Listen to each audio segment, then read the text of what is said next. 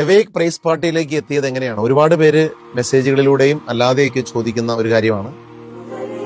Price party അല്ലെങ്കിൽ musical പ്രോഗ്രാമുകൾ പലതും നമ്മളിങ്ങനെ പല രീതിയിൽ നടത്തുമായിരുന്നു. എൻ്റെ അച്ഛനായ കാലം മുതലുള്ള ഒരു യാത്രയിലും എൻ്റെ വ്യക്തിപരമായ പ്രാർത്ഥനാ രീതികളിലും എന്നെ ഏറ്റവും കൂടുതൽ സ്വാധീനിക്കുന്നത് പാട്ടുകളാണ്. ഏറ്റവും കൂടുതൽ എന്നെ ഈശോയുമായിട്ട് കണക്ട് ചെയ്തിരിക്കുന്ന പാട്ടുകളാണ്. ഏറ്റവും കൂടുതൽ ഹീൽ ചെയ്തിരിക്കുന്നത് പാട്ടുകളായിരുന്നു. അതുകൊണ്ട് മ്യൂസിക്കിന് നമ്മുടെ ലൈഫിൽ ഭയങ്കരമായിട്ടൊരു ഹീലിംഗ് പവർ ഉണ്ടെന്ന് വ്യക്തിപരമായിട്ട് ഞാൻ അനുഭവിച്ചിട്ടുണ്ട്. ഒരുപാട് പേര് എന്നോട് വ്യക്തിപരമായിട്ട് ഷെയർ ചെയ്തിട്ടുണ്ട്.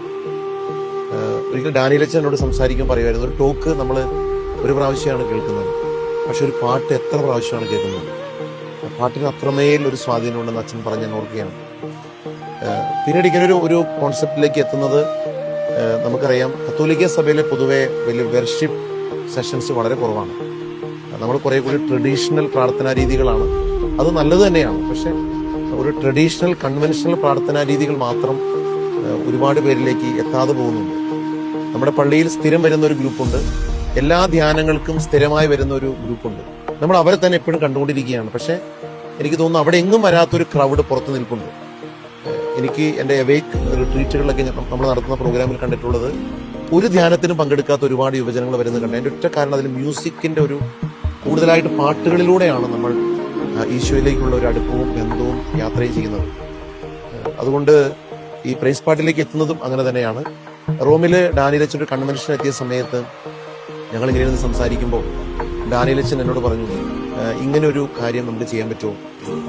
അങ്ങനെയാണ് ഞങ്ങൾ ഒരുമിച്ച് തിരുവനന്തപുരത്ത് ഫെബ്രുവരി 1, 2026 ആദ്യത്തെ എവേക്ക് പ്രൈസ് പാർട്ടി നടത്തിയത്. അത് 5000-ലധികം പേര് പങ്കെടുത്തു. മറ്റൊരു പ്രോഗ്രാമിലും ആത്മീയ ശുശ്രൂഷകളിലും പങ്കെടുക്കാത്തൊരു വലിയ ക്രൗഡ് അവിടെ ഉണ്ടായിരുന്നു. പിന്നീട് രണ്ടാമത്തേത് ഏപ്രിൽ 13 ഫിയാത്ത് മിഷന്റെ നേതൃത്വത്തിൽ ജെറുസലേം ധ്യാനകേന്ദ്രത്തിൽ, അതും ഒരു വലിയ അനുഭവത്തിന്റെ ദിനങ്ങളായിരുന്നു. ഒരുപാട് സ്ഥലങ്ങളിൽ, രാജ്യങ്ങളിൽ എവേക്ക് പ്രൈസ് പാർട്ടിക്ക് വേണ്ടിയുള്ള അന്വേഷണം നടന്നുകൊണ്ടിരിക്കുകയാണ്. അപ്പോൾ പലരും വന്ന് നടത്താൻ ചോദിക്കുന്നു.